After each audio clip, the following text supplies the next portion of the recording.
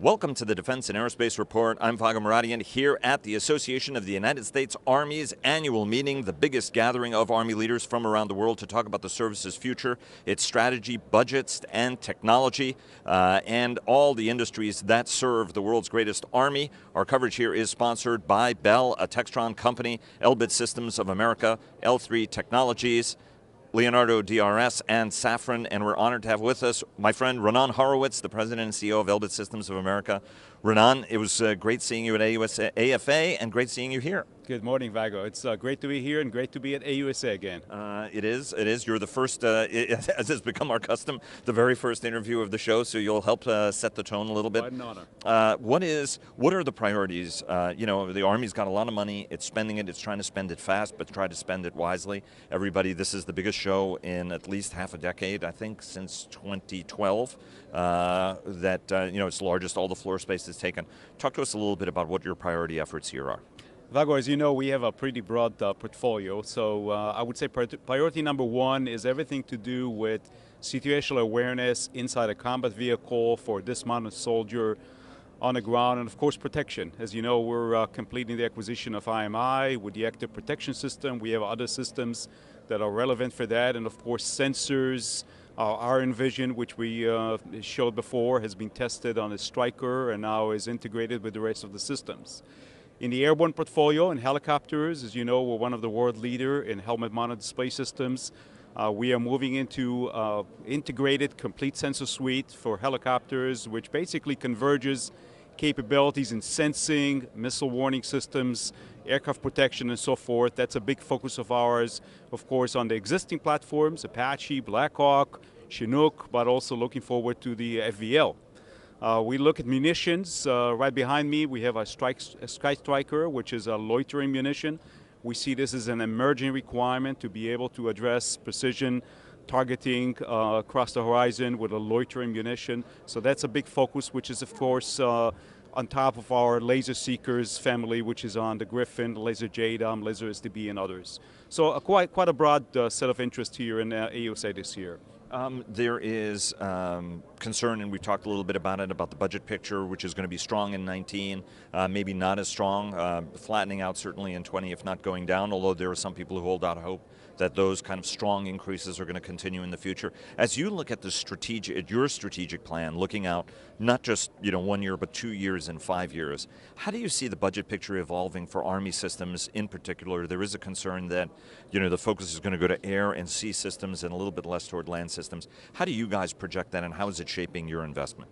Well, I think, the Army, like all the other services, are following the mission requirements. When you look at near-peer competitors, of course, there is a lot of need for Army systems. If you look at East Europe, facing the Russians, of course, there's a lot of need for situational awareness, protection of platforms, networks, resilient networks. The whole area of networks and tactical communication, we believe, is set for discontinuity, for disruption, with more resilient and capable system. I would draw your attention to our latest win in the UK of a Morpheus program as a good evidence that Elbit has a lot to contribute in that field as well. So I think that's one area that we see as a key. I wouldn't forget, Vago, that when you're fighting in urban environment, the war on terror, those things are not over yet. We're still in the Middle East. We still have things we need to do, and I think Elbit has a lot to offer in those areas as well.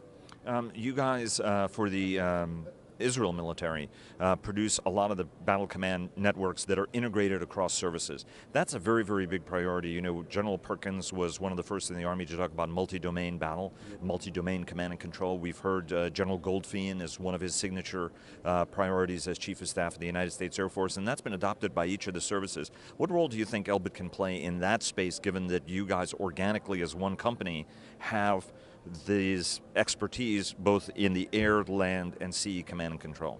Well, Vago, I think we have a good understanding of the entire multi-dimension battle space. So networks, focus number one is resiliency. It doesn't help if you have a network if it's being penetrated or it's not secured, if not assured. So resiliency of networks, resiliency of communications, software-defined networks. Again, I would highlight that we now have systems Networks have been selected in 3 of the 5 I countries, Australia, New Zealand, and now UK. And we definitely are looking forward to additional dialogue that we're having with the Army regarding what we can contribute to the networks and tactical communication effort for the Army. Let me ask you about the Army's acquisition plan. You know, there are some folks who are still questioning it and saying, look, it's not fully baked. You know, the service has sort of gotten it wrong in the past. Are they going to get it right this time is one of the big questions. And then there are all sorts of questions about how the Futures Command is going to affect the whole acquisition scheme.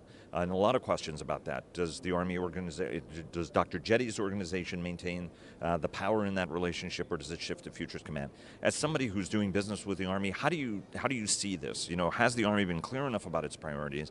And how do you think the Futures Command is going to affect how everybody does business with the service? First of all, Vago, we are delighted to have Futures Command in Texas, in Austin. We think it's a great location, of course. You know, our headquarters in Fort Worth, so that's wonderful. In general, I think the Army is still working to really define how they're going to do this. Futures Command is going to be limited in size, I believe, up to 500 people. How it will work exactly between the Futures Command and the acquisition community and the PEOs, we are still learning and studying. For now, what we're doing as a company, we're talking both to the PEOs and the program offices and the CFDs.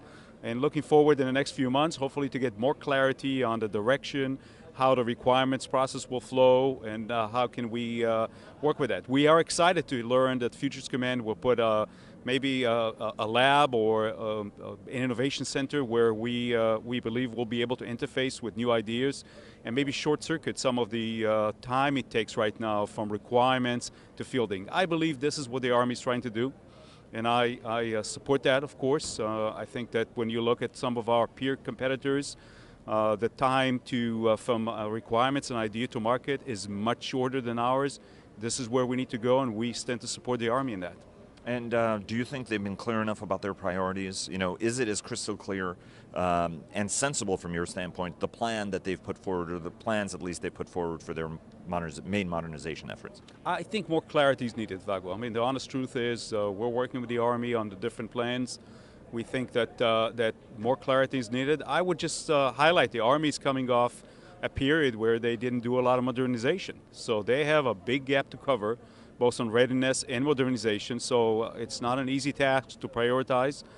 We stand ready to support them as they firm up their strategy and their priorities. And let me ask you one last question, which I was going to ask you at AFA, and I didn't. Each one of the services has more authority now over their acquisition programs, a little bit less oversight from OSD unless it's absolutely necessary. All of that is to try to accelerate programs. From your standpoint, has that started making a difference in terms of the speed of programs or the access or the communications you're having with the services? We're definitely seeing some acceleration. We're seeing more use of OTAs, 804 authorities. I think that from an execution perspective, from moving forward and executing program, we're definitely seeing upbeat and much quicker pace. I think where the clarity still needs to happen is on the management of the entire portfolio for the DoD between the services, which means what is it that we need to execute, what are the priorities versus once you set them up, executing. I think on the execution side, we're seeing an acceleration. Air Force is a good example where things are moving, quite a lot of awards in September. I think the Army is still working to decide what do they really need to execute. I am pretty confident once they'll clarify that and will prioritize, they'll move forward quickly with their new authorities for acquisition and execution of programs. Raanan Horowitz, President and CEO of Elbit Systems of America. It's always a pleasure, and have a great AUSA. Vago, thank you very much. Great to be with you. Thank you.